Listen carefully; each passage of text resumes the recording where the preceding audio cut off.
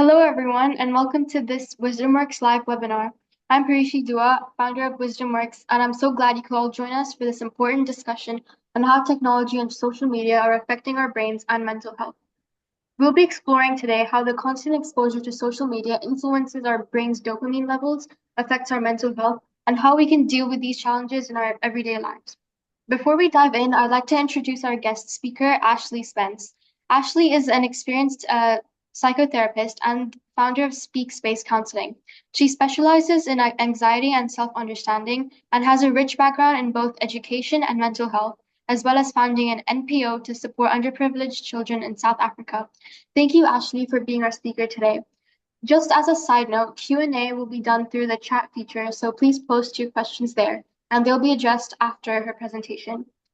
Also, a little bit about WisdomWorks. We are an organization dedicated to enriching minds through knowledge. We offer free webinars to help people of all ages to understand their mental health and well-being, since our mission is to provide people with the tools and understanding they need to improve their mental health and live happier lives by offering accessible knowledge about everything to do with the brain. Without further ado, I'll hand it over to Miss Ashleigh. Thank you. Hello, and thank you so much for having me on your Wisdom Works webinar. I feel very, very privileged, and I hope everyone here has had a good day and that you are keen to learn some of the information that we're going to be discussing in this webinar. It's a really important topic, and any type of education is valuable for people when it comes to things that we're not usually exposed to, and how the brain works is definitely not something that most people are exposed to on a daily level. And specifically, I think this dopamine social media topic is a fantastic introductory topic to start on because it is a pervasive issue across the board. So very happy to be here speaking with you.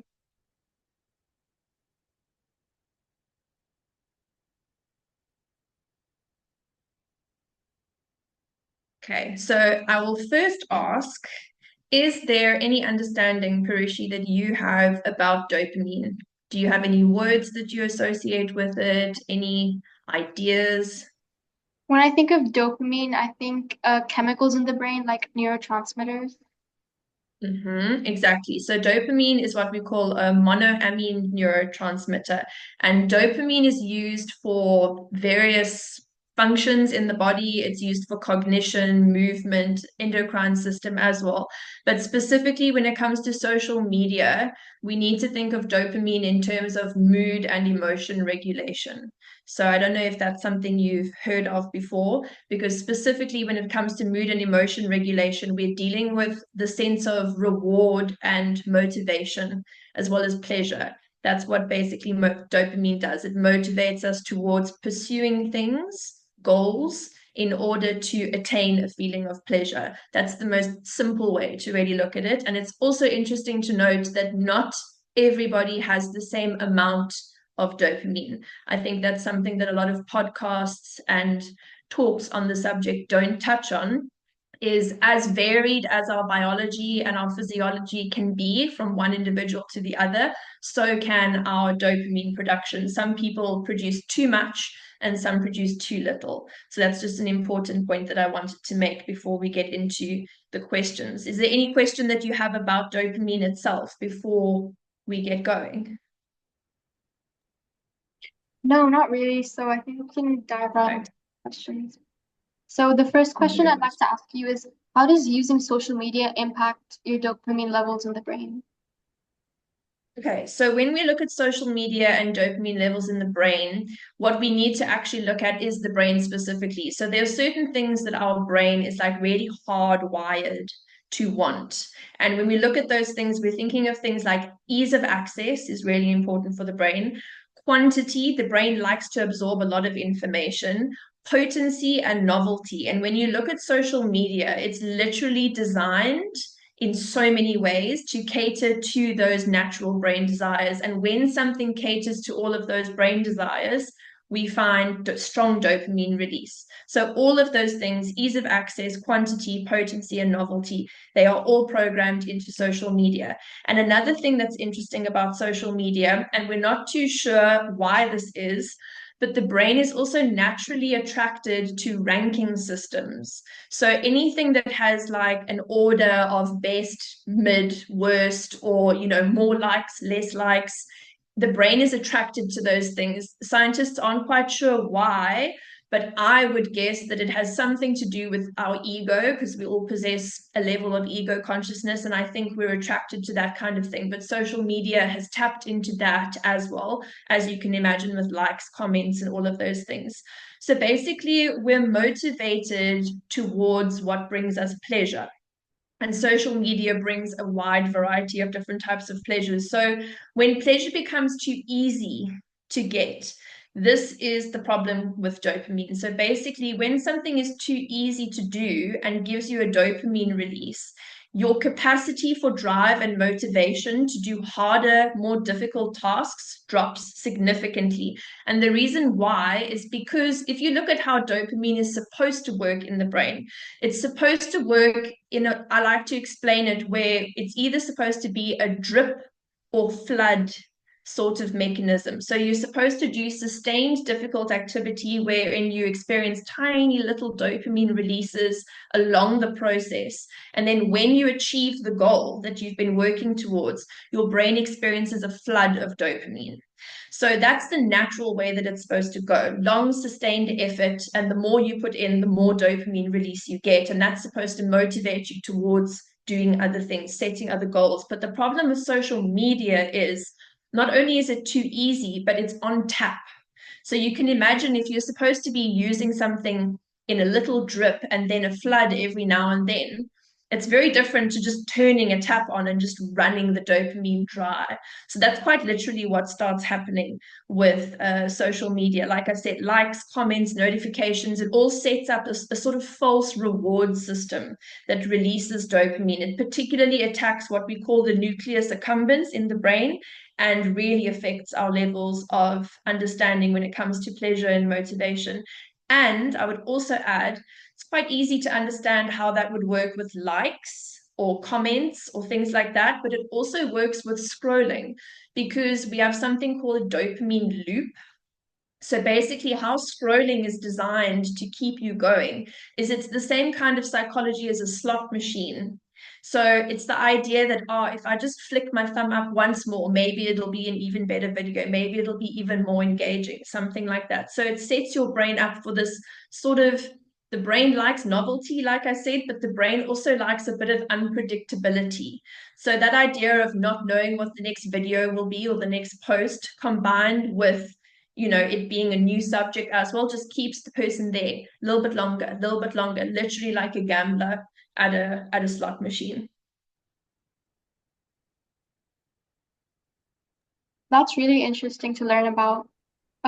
Could you explain a bit more about the relationship between dopamine and addiction when it comes to technology and social media? Yeah, I can. So basically, in terms of the design and how it works in your brain, so if you're looking at like food or exercise or something like that, the mechanism in the brain is quite the same, but it's not necessarily as severe. Obviously, becoming addicted to a substance is something that can happen much faster. But in terms of addiction, I think it's really important to remember that addiction is on a spectrum as well. It's not like you start engaging with an addictive behavior and then you're either not addicted or addicted. And also people's capacity for addiction is different. So it really is on a spectrum. But with social media, you can tell when addiction starts to happen through that like compulsive need to check your phone, even when you have no reason to. I mean, it even happens with me. If I think of like, if I'm working and I'm doing a bunch of things and then I have a moment when I have nothing to do, and most people experience the same thing, what's the first thing you do? You quickly hit your unlock button on your phone to see if there's any messages there. So the mechanism of addiction really is the same sort of mechanism in the brain. It's just not reinforced the same way.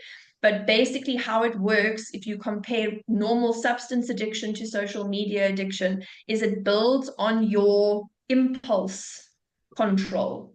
And we'll get a little bit more into that as we move forward, because I think with other questions it might become more relevant. But to answer your question in a simple way, it's the same mechanism, it just takes a bit longer with social media, and it doesn't have the same immediate adverse effects like a substance addiction would. Yeah, that makes sense. Okay. So in could you also tell us more about how social media usage, especially in young people, can impact mental health over the long term?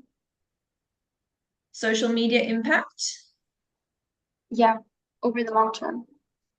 over the long term. Okay. So if we look at that, it's usually in all the ways you would expect. So it would be things like anxiety, depression, self-esteem issues, identity crises. And identity crises for me, with the work I do, is also a really important one because during the teenage years, there's so many changes that are happening in the structure of the brain that produce identity crises anyway. We've known about this for decades. So when you combine social media on a brain that's developing that much, it's really like the worst time for something like that to actually be happening. But it's largely due to social comparison and validation seeking behavior, which is actually not necessarily a bad thing. It's kind of how our drive for social connection works. Like we are a communal species. We thrive off of a sense of purpose and meaning in a group. So we do see that with social media, that a lot of it has to do with seeking validation. If people like a ton of your posts, you get that feeling of like, oh, okay, great. But the effect of the social media on the mental health at the same time is, as you say, something that we need to look at. So I think what's important to recognize in this topic, and this is something that a lot of people say, and I feel like it's become a bit of a cliche to hear it again and again and again, but it's really important for young people to understand this. And that is how warped of a reality social media actually is. Because there's a great example of this that Dave Ramsey gives actually, and he works in finance, but he talks about social media sometimes. And I love this example. When I think even to when I was a kid in the 90s, your frame of reference was so realistic and small. You lived next to your neighbors. You could compare yourself to your neighbors. You could maybe compare yourself to one or two people at work. Max, that was it. So when you saw these people, you saw them in real life. If they had acne, you could see they had acne. If they were fighting with their children, you heard them fighting. Everything was way more normalized. Whereas now, everything online is very, very curated. And people really only put, I mean, especially when you look at influencers and stuff, and they have such a strong effect on the mental health of teenagers because people look up to them. They're putting very specific niched content online. It's a tiny sliver of a representation of reality, and most of the time it's not accurate either because it's highly edited. I think most people are aware of that. So it's kind of the drive for social connection, which is important for mental health, is kind of an illusion on social media. It almost drugifies human connection, if that makes sense. And it also comes in with the low effort of human connection. Like genuine human connection takes effort. So you'll have a delayed release of dopamine from that. Whereas, on social media, it's kind of not very accurate. And, to give an example as well of mental health, one of my clients, she's a mom of four boys. And the oldest boy got a phone, I think she said when he was 15, and her youngest son got one when he was 10, because obviously as kids get younger, it gets more difficult to, keep the same age going. And she noticed that a lot of the habits and interests that her youngest son had before having a phone, she said he was very creative. He loved creative writing, drawing, all of these things. He'd stopped doing that. So she took his phone away from him to help sort of gauge a different level of his mental health. And he was an absolute nightmare, apparently, for like the first week. And she thought maybe she'd done something wrong. Maybe she'd removed a way of him connecting meaningfully with his friends and that was going to have a negative effect on his mental health.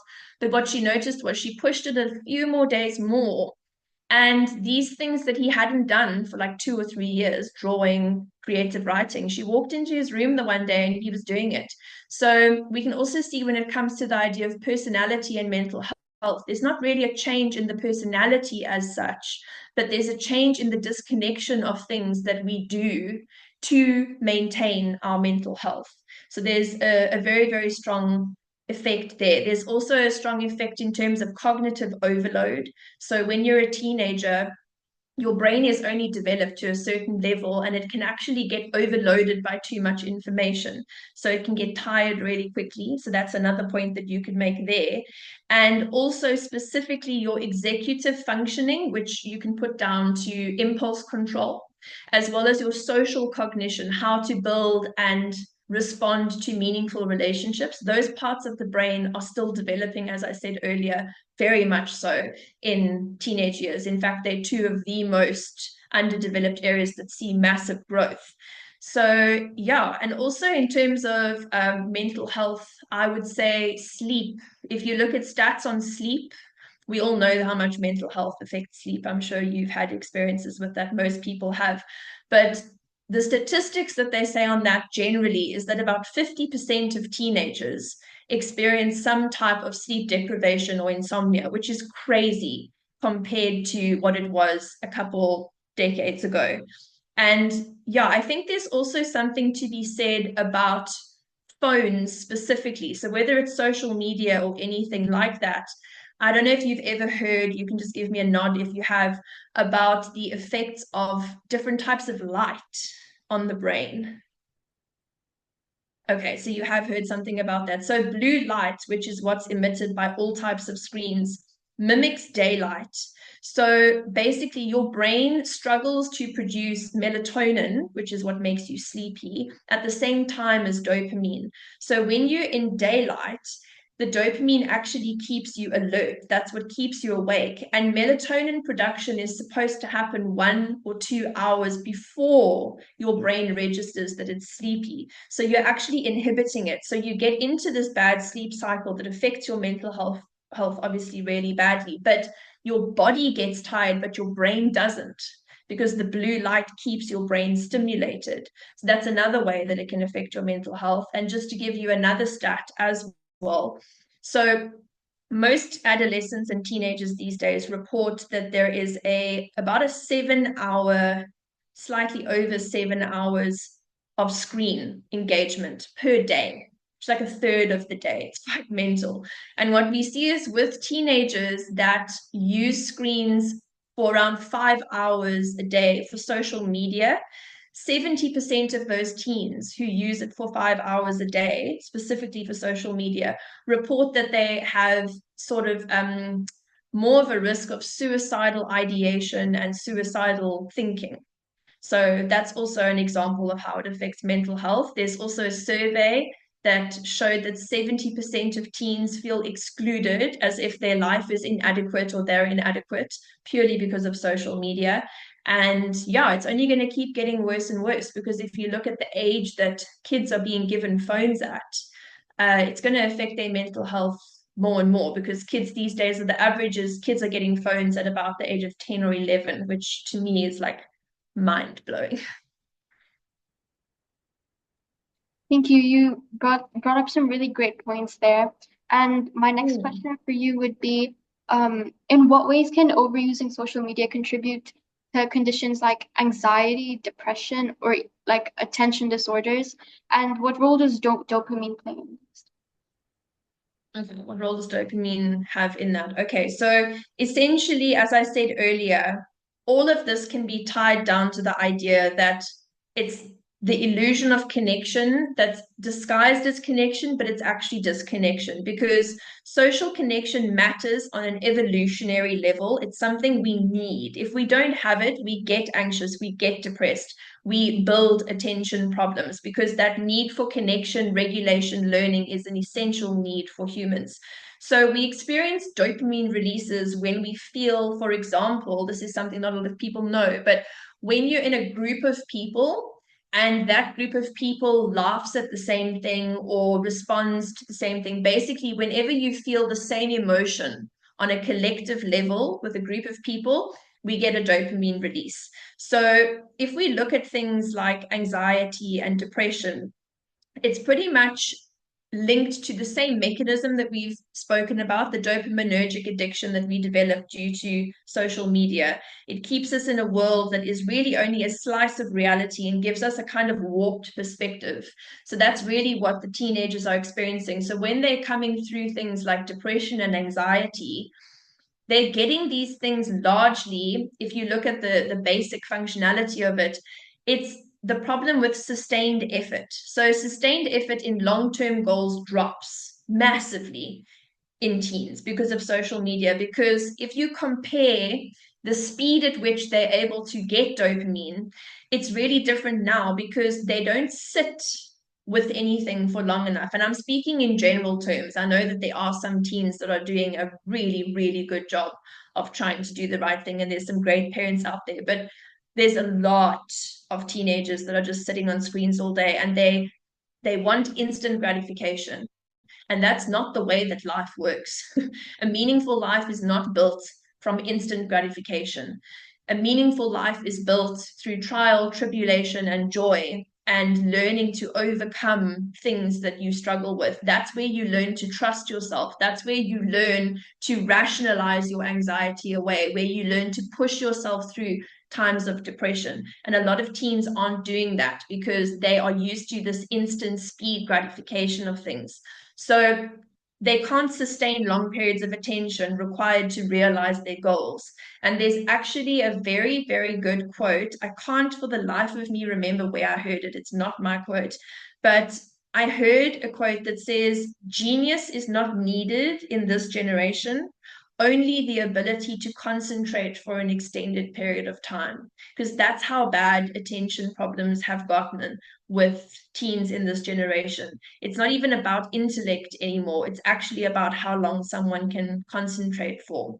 So if we look at, as you said, anxiety, depression, attention disorders, and dopamine, how can we work on these things? So another issue is exercise. Most teens statistically are not doing much exercise, and there's a lot of research. I mean, oxytocin that gets released combats dopamine as well. So dopamine is not a bad thing for the brain, but it's almost like something that keeps throwing a tantrum in your head when it doesn't get attention. So balancing it out with healthy oxytocin, healthy serotonin, vitamin D, all of those things. And as I was saying now, there's some really cool research that's coming out showing that the one thing you can do with your body to fight against anxiety, depression, and that also gives you a 50% guarantee of general strength against all forms of morbidity is the level of your skeletal muscle mass. So the more muscle and the stronger your muscle is,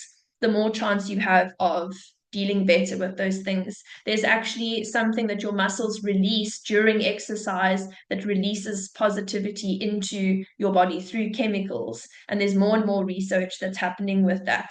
And yeah, I just think there's so many ways in which this shows up. Like when I worked in Vietnam for a year, when I first arrived there and I started working with the teenagers there, I couldn't quite put my finger on it, but there was something that was just like very low vibration about the kids that were in my class, and I really couldn't put my finger on it. And I realized after a class or two, those kids were not making eye contact with me. So if you have like anxiety and depression, it's forcing you into this sort of internalized world. You're literally sitting looping on your own thoughts the whole time. And I had to really get these kids to learn that they could trust to meaningfully engage with me and make eye contact. And these same kids that were struggling with this were high-tech addiction kids as well. So I think it's important to recognize that the depression and the anxiety that come from social media and stuff, there's nothing wrong with wanting to be liked. It's a basic human need, but there's a huge difference in whether it's online or versus in person, because the level of commitment that you have to give to that and how dopamine plays a part in that continual process of commitment. I think social anxiety as well is a huge one. When you're living on your phone the whole time and you're getting depressed and you're getting anxious, you have so much more in your mind about feeling inadequate in social situations. A lot of teenagers report way more social anxiety now than they ever did in generations gone by. Cyberbullying is another one. 35% of teens these days experience some type of cyberbullying, which is heartbreaking. And another stat is that 50% of social media users feel inadequate about their lives. So all of these things can absolutely contribute to feelings of anxiety, depression, and they can be reversed. I think we'll speak about that just now as well. They can be reversed, but it really depends. As I said, social addiction is on a spectrum, so it really depends, on how far the addiction has gone. But it really comes down to rewiring your brain's dopamine circuitry, and it can be done. The brain is highly neuroplastic, so it has the ability to reset and change itself. So you have to build your capacity to do sustained things for minimum reward for a longer period of time. And we see a huge improvement when we do this. There's a huge improvement in these adverse effects like depression, anxiety, and attention disorders, because the brain's not only trying to get dopamine. Thank you. So we've explored the downsides of social media quite a bit, and your real life stories really highlighted them. But I'm curious to know, could there be any positives of using social media on your mental health apart from just negatives? Okay. So this is a question, it's a very interesting question because I think it's something we need to sit and really think of a bit more, because I think there are a few off the top of my head. So I would say, firstly, the mind and the brain amplify whatever direction you're going in. So if you set your intention in the right way for social media, your use of it can amplify. So if you're using it for the right reasons, who knows what those could be? Research, for example, or speed of information over reading, for example, something like that. But it's important to understand that the brain, when it does something, whatever direction it's moving in gets amplified. So I would say, from my experience and with people that I've spoken to, the idea of community. So I know I've spoken about community connection just now and said that social media is not a good example of it. And what I mean by that is it's not a good replacement for in-person meaningful connection. It's really not. It's not an adequate replacement at all. But where social media can be good is accessing communities in real time that we don't have access to. And I had a lived example of this when I was in my 20s. I suffered from extremely bad adult acne, and it affected my mental health so intensely I cannot explain to you, because I never had this as a teenager. So it rocked my world for at least 2 years. And something that really helped me with that wasn't going to the doctor or talking to my family or talking to my friends or anything like that. I found a hashtag called skin positivity. And I followed that hashtag and found a massive community of women who also struggled with adult acne. And it literally affected my perception of my adult acne in a positive way overnight. So I think in that sense of like meaningful community connection, it can be great. Um, Exploring mental health resources. Again, like I said, the information that you can find on social media, because of algorithms and things, it can be really condensed and you can find things so quickly. So the speed at which we absorb information on one side is a problem because of things like cognitive overload. But it's also pretty cool because it means we can really find more in a shorter space of time. So social media can be good for that as well. And I think creative expression is another one. I'm very passionate about creativity. I try and encourage all of my clients. Something I see really with people who are experiencing anxiety, depression, all of these things, they're not creating anything. They're waking up, going through the daily grind, cooking dinner, going to sleep, or going to school, exhausting themselves with tons of work, coming home, going on social media until they can't keep their eyes open anymore, going to sleep, having bad quality sleep. And something that I see really helps change this is being creative. We are a creative species. It's what we're supposed to do. We're supposed to create from our intentions, create from our feelings. That's how we move through things and explore the world. And social media is one way in which we can also be very creative through reels or videos or starting a page. I mean, what you're doing now, it's a form of social media. It's going to end up on YouTube. So these things are creative efforts. It's going to make people feel good. So I think that's another way that social media can be used in a positive way. But those are the only ideas that come to mind. But I think they're pretty powerful ideas. Yeah, it's really refreshing to hear how social media allows people to make positive connections with one another across the globe. Yeah. And it brings me to my last question. What can be done to reduce the negative effects of social media on people's mental health? So I think the most important thing here for reducing any negative effect on anything, but it applies to mental health as well. In psychology, we always try to focus on what we call the biopsychosocial element of life. So a lot of people will just change one thing. They'll take a supplement or an antidepressant, the biology, but they don't actually change anything psychologically. They don't go for therapy, for example, or they don't change their environment, which is the social side of it. So any change that's going to happen, you're going to have the best chance of reversing negative effects if you actually look at tapping into all three of those spheres. So the one thing I would say is, obviously there's things like digital detox. And I know that this works not only because I've done it, but I actually have a student from Dubai who did this last year. Not even because I convinced him to, but he arrived to class the one day and he was like, social media is destroying my sleep. I've deleted all my social media. And he experienced so many positive effects from that. And I mean, his approach to it wasn't like, I've deleted it forever. But, he deleted it for a while. I need to actually ask him if he's downloaded them again. But it made a very big difference to his life and reversing those negative effects because he noticed how addicted he was to social media. And I think another way is with restriction. And I have again a personal example of this. I have a 8-year-old stepdaughter who I met when she just turned 3, and her dad and I enforced a very strict screen time rule in our house from that age. We told her when she was 3, obviously within the language a 3-year-old could understand.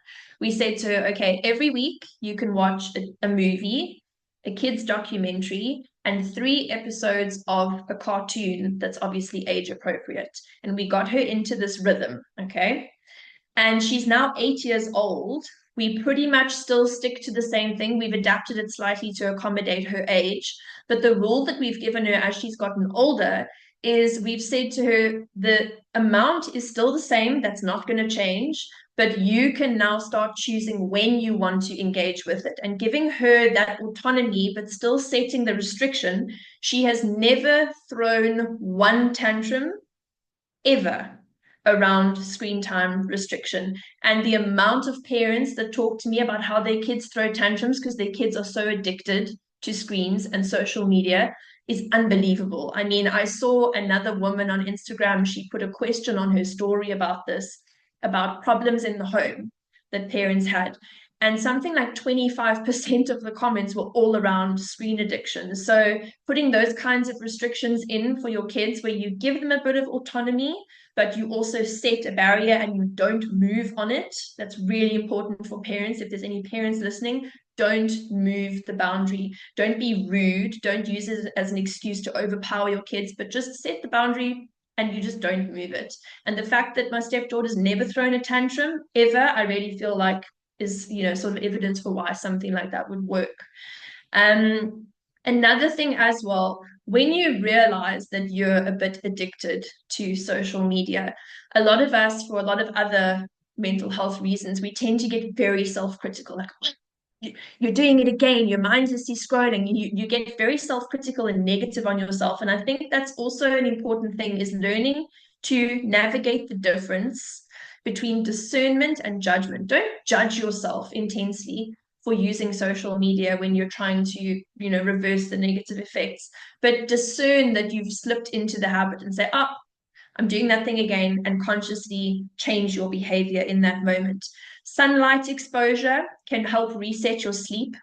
So our brains, and as I said, our melatonin, but on many other levels and many other processes, our brains need natural sunlight to gauge our circadian rhythm. So getting back outside, getting into the sun. I mean, I had a bout of insomnia about a week ago, that was really long, and it was because of some adverse effects after having a minor surgery. And I was really struggling to get my sleep back on track. And the one thing that got me back on track was I went outside for a full day, spent the whole day in the sun, and it was the first day that I slept really well in 3 weeks. So yeah, the negative effects of the screen and things like that, sunlight. Supplements, magnesium can really help because magnesium helps reset sleep cycles and mood as well. Specifically, magnesium glycinate is really, really good for that. Movement and offline activities, I cannot emphasize that enough. If there's any parents out there or any teens watching, if you don't do any type of physical activity, you are doing yourself a massive disservice, not only from reversing negative effects of screen time, but just it's the one of the most essential things you can do for every level of your health, and it is the best investment for your future. And kids don't do it because, again, it requires effort. It's uncomfortable, but the delayed gratification of the dopamine that you get from sustaining something like that, it's incomparable to something like social media. So even just starting small can really help. Real life connection, get off the connection from social media and screens and really try focus on building meaningful connections with your friends and your family. I mean, the amount of teens that I talk to who say they get together with their friends, they watch a movie, and then while they're watching the movie, their friends are sitting on the couch with phones at the same time. It's quite disturbing that, you know, that concentration level is not there, and the meaningful connection of spending time together is not there. And also, with social media, for a last point, recognizing that you are actually the product and not just the user of social media is really important. Because why do they want you on social media? They want you on social media because where you scroll, how long you scroll for, what you click on, what you don't click on, that all feeds data back to these companies. So they are gauging, you are literally the product. You're using their product, but you are also their product. So recognizing that as well is also, I think, something that can really help.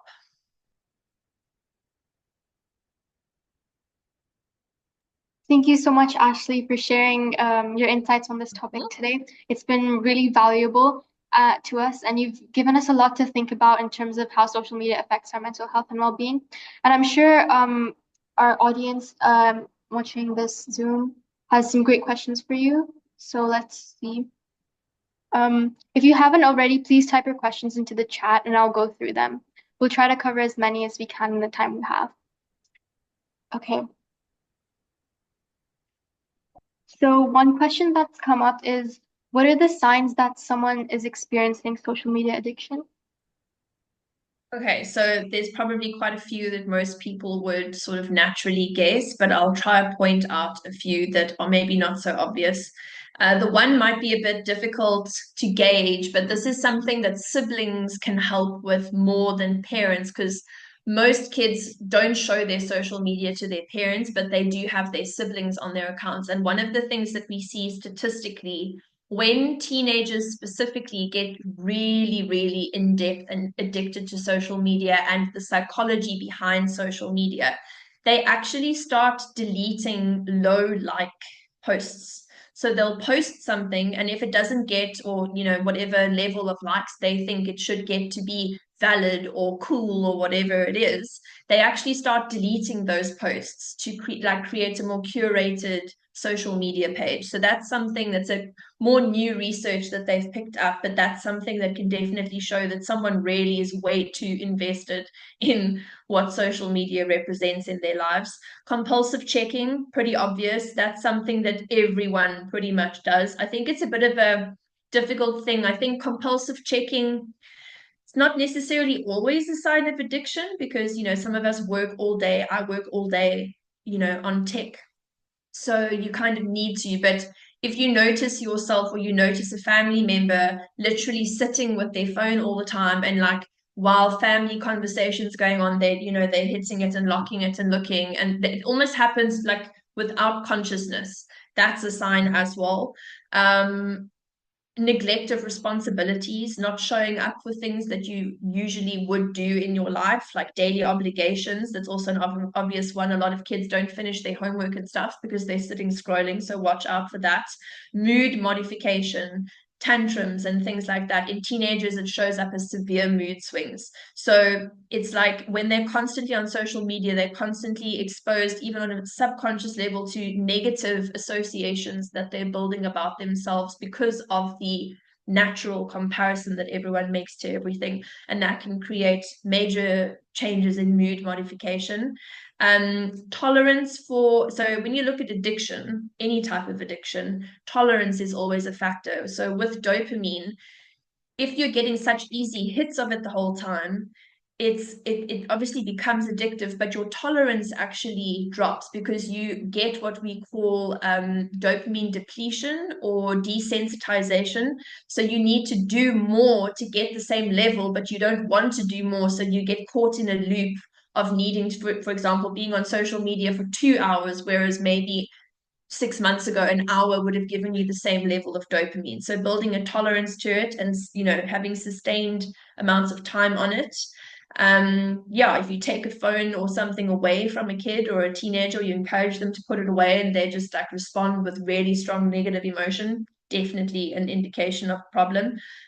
Real life relationships not being what they used to be, or kids' personalities. You have to accommodate for the fact that, kids and teenagers are growing and changing. Their interests are going to change. It's normal for teenagers to be a little bit more. There's changes in the brain in the teen years that actually cause teenagers to sort of distance themselves from their parents because they're trying to gauge the social world in a different way. There's a lot of studies that show teenagers are far more likely to listen to a peer or even a peer's parent rather than their own parent. And it's actually a natural adaptation of the brain.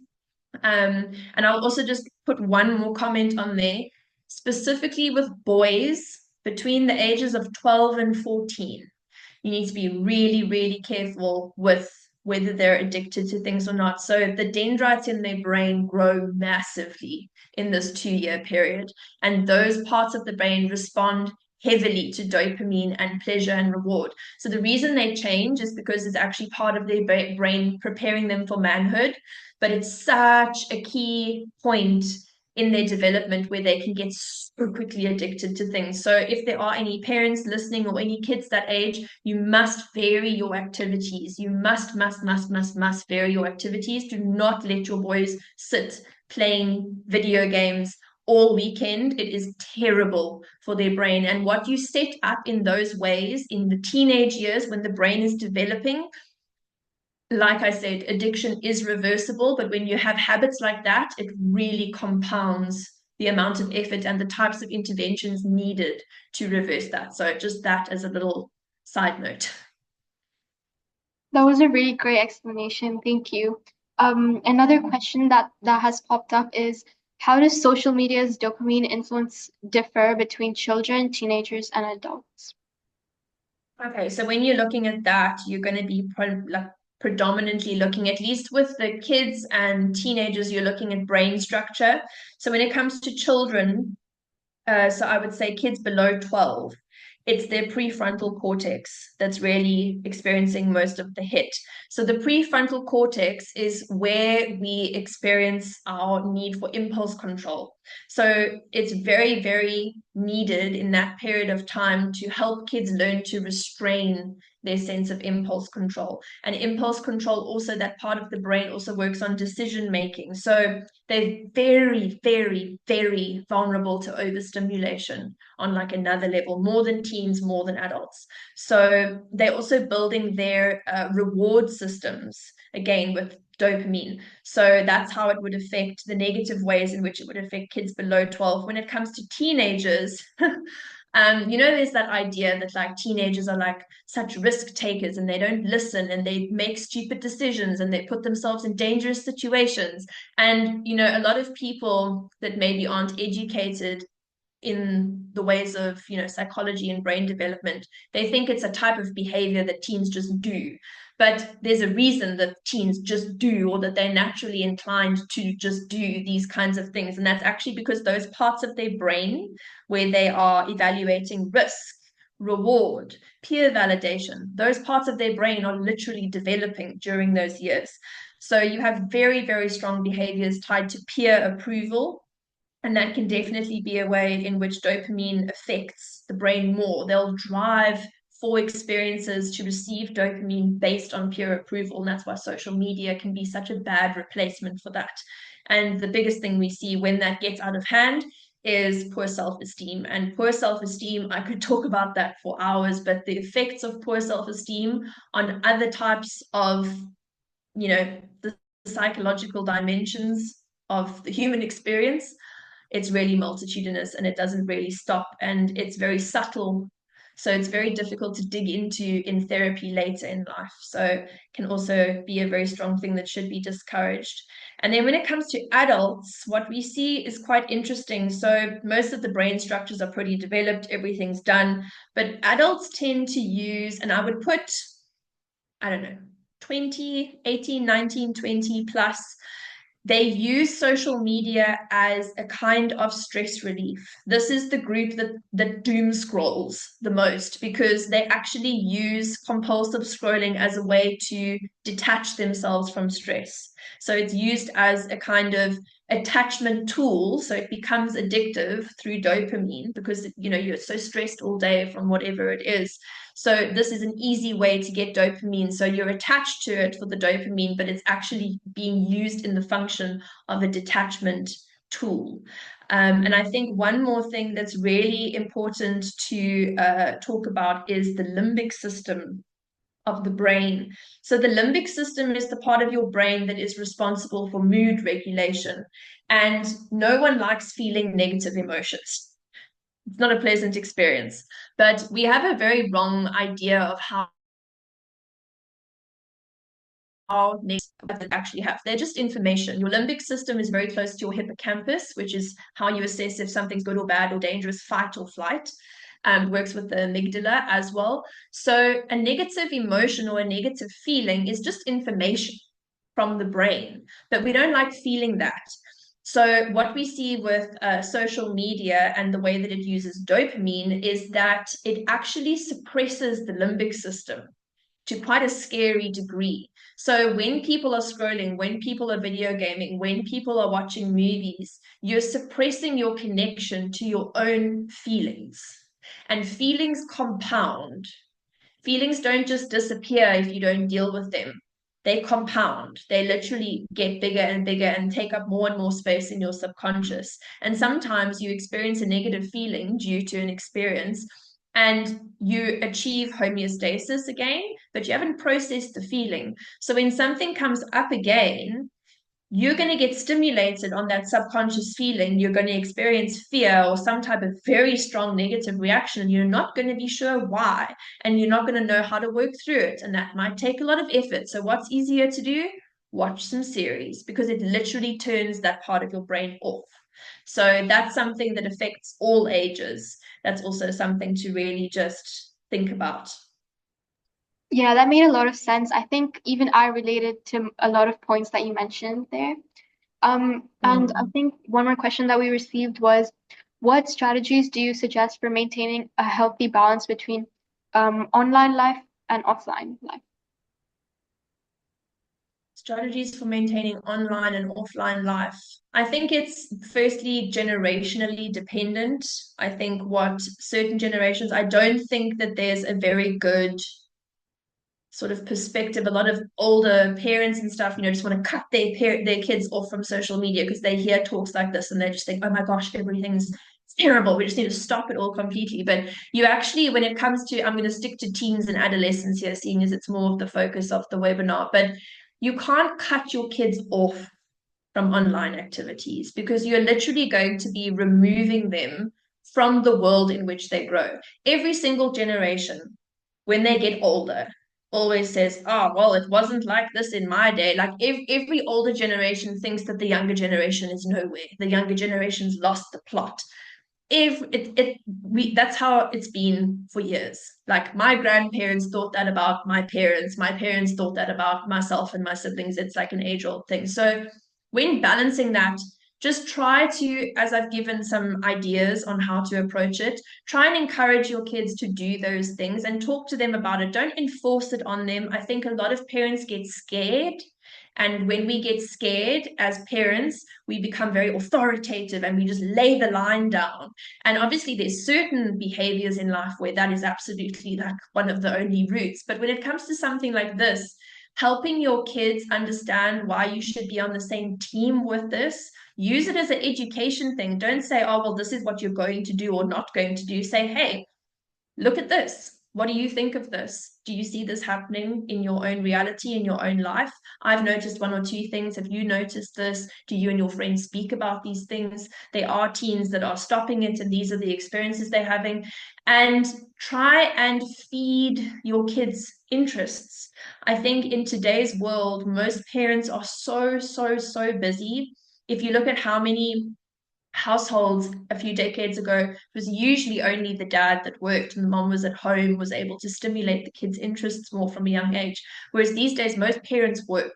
So, an easy solution, I'm sure you've heard about this. I mean, the amount of kids that I see just get put on screens in restaurants and all kinds of things. Like, I get it. Parents are tired. Most parents are exhausted and they're trying to do the best job that they can. But one of the best things you can do, even if you're tired, is meaningfully engage with your kids. If your kid comes to you, don't sit on a phone and passively listen. Put your phone down and listen to what your kid's saying, because chances are they're trying to talk to you about something that they've discovered and that they're super passionate about. Encourage them to invest in it. If it's a sport that they're talking about, sign them up to go for practice. Like, I feel like the way to balance these things is through connection and through communication, essentially. Thank you so much for that. I think that was it for the questions from the audience. So thank you everyone who left thoughtful questions, and thank you, Ashleigh, for sharing your expertise with us today. It's been a very valuable session, and we appreciate you taking the time to answer our questions. I was so happy to do it. So with that, I think we've come to the end of today's WisdomWorks live webinar.